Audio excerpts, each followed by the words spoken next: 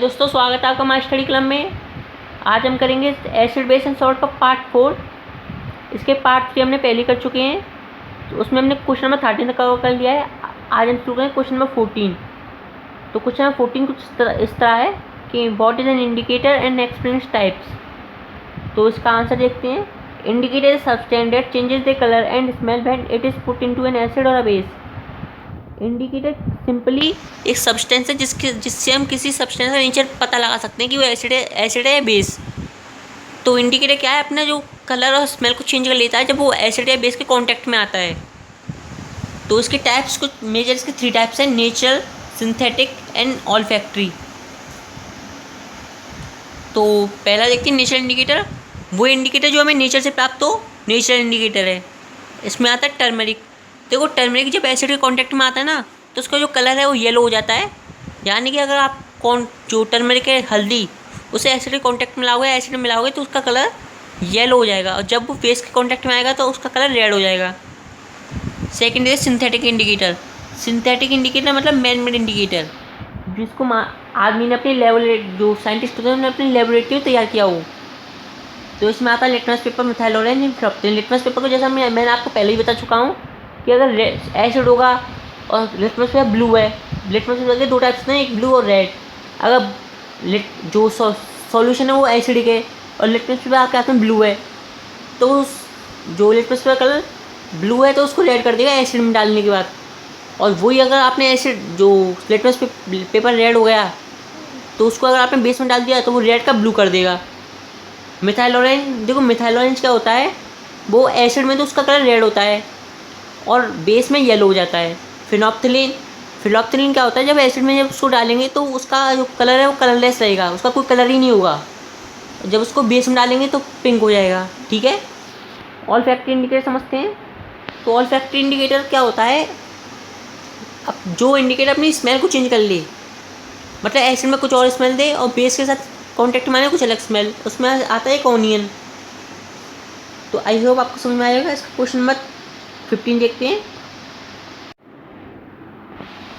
देखो, question number 15 शुरू करने से पहले मैं आपको ये बात बता दूं कि एसिड होता है ना, उसमें H+ आयन तो पाए जाते हैं, जैसे कि मैं आपको बताया वो H+ आयन प्रोड्यूस करता है अपने एक सोल्यूशन में, लेकिन उसमें OH नेगेटिव आयन भी पाए जाते हैं। और आपको ये क्या बात हुई, मैंने आपको पहले से बताया कि H+ आयन तो पाए जाते हैं, वो तो पाए जाते हैं, लेकिन ऐसा नहीं कि OH नेगेटिव आयन नहीं पाए जाते। OH नेगेटिव आयन भी पाए जाते हैं, पर वो H+ आयन के कंपैरिजन बहुत कम होते हैं। ठीक है, और बेस में भी H+ आयन पाए जाते हैं, लेकिन वो OH नेगेटिव आयन के कंपैरिजन बहुत कम रहते हैं, इसलिए उसका जो नेचर वो बेसिक होता है। अगर कोई सब्सटेंस कोई सब्सटेंस अपने एक सोल्यूशन में H+ आयन ज़्यादा प्रोड्यूस करे OH आयन के कंपैरिजन में, तो वो एसिड हो जाएगा, और वो OH नेगेटिव आयन ज़्यादा प्रोड्यूस करे H+ आयन के कंपैरिजन में तो बेस हो जाएगा।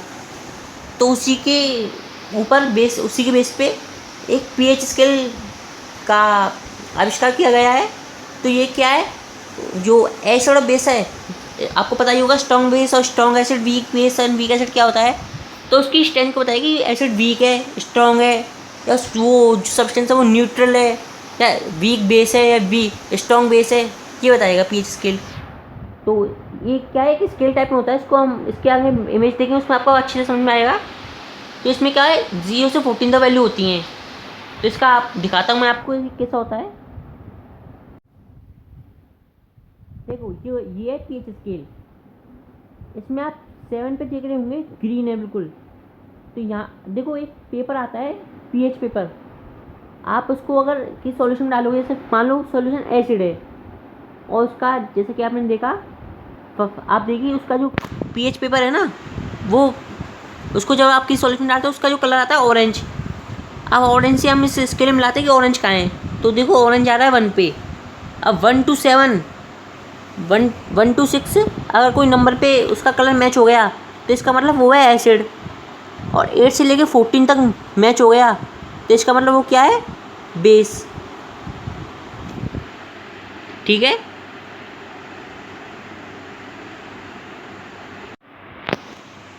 अब देखो जो pH वैल्यू जितनी कम होगी उसका जो एसिड बिहेवियर है उतना ही बढ़ जाएगा।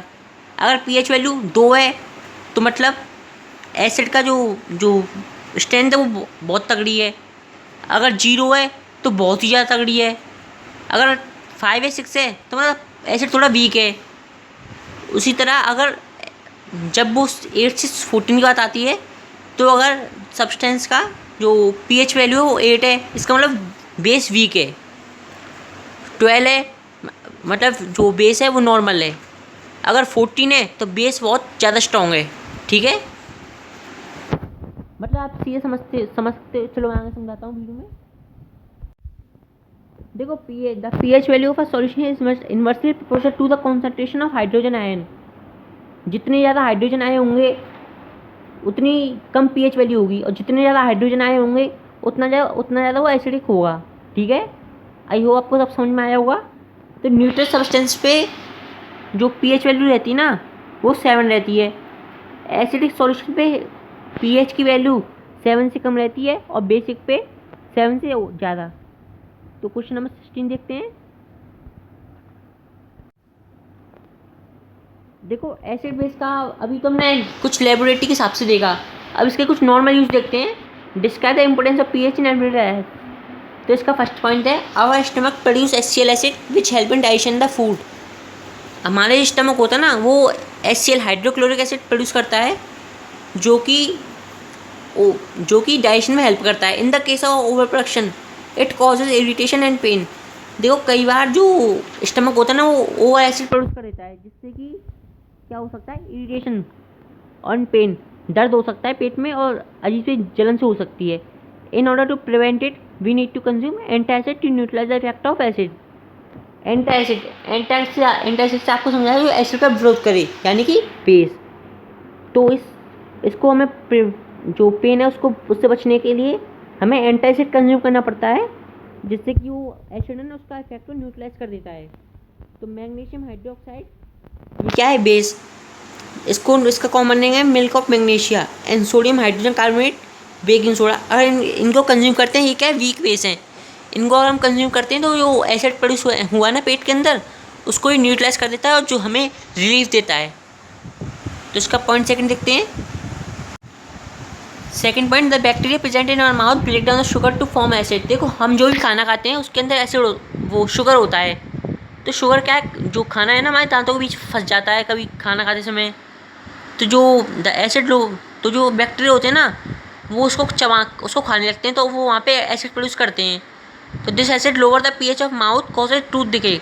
जो एसिड प्रोड्यूस हुआ ना वो जो दांत होते हैं उसका जो पीएच वैल्यू है वो 5.5 से कम कर देता है। उससे क्या होता है, दांत सड़ने लगते हैं, टूथ डिके की प्रॉब्लम सामने आ सकती है। The best way to prevent tooth decay is to clean the mouth with a toothpaste contain base.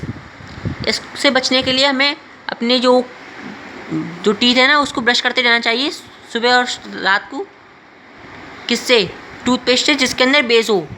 आप कहेंगे बेस क्यों, अरे यार वो बैक्टीरिया जो है वो एसिड प्रोड्यूस कर रहा है, उसके इफेक्ट को न्यूट्रलाइज करने के लिए हमें बेस चाहिए। आपने ज़्यादा दिखा हो टूथपेस्ट किससे बने होते हैं, नीम, बबूल, क्योंकि ये क्या है बेसिक, इनका जो नेचर है ना बेसिक है, which neutralise the effect of acid. ठीक है, आई होप आपको समझ में आया होगा। इसके नेक्स्ट अब ये चैप्टर ख़त्म होने की फिराक पे ही बस, इसका 1-2 वीडियो और आएंगे और ये चैप्टर ख़त्म हो जाएगा।